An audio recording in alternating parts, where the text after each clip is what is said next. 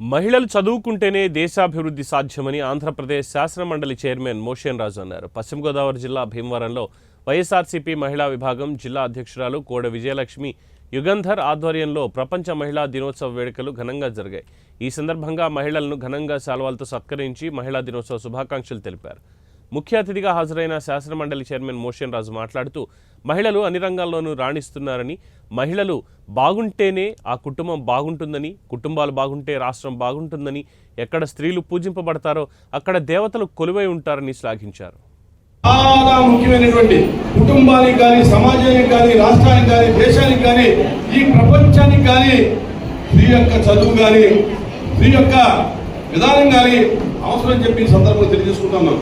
స్త్రీ లేకపోతే సృష్టి లేదు, స్త్రీ లేకపోతే అభివృద్ధి లేదు, స్త్రీ లేకపోతే ఎదుగుదల లేదు, స్త్రీ లేకపోతే అసలు ఈ సమాజంలో మానవత్వం లేదని చెప్పి ఈ సందర్భంలో తెలియజేసుకుంటున్నాను.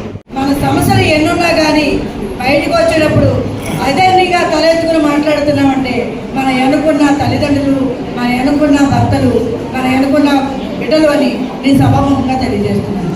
ఇక్కడికి వచ్చిన పురుషులు కానీ స్త్రీలు కానీ ఎంతోమంది ఉన్నారు. అందరికీ నా నమస్తే సమాజం తెలియజేస్తున్నాను.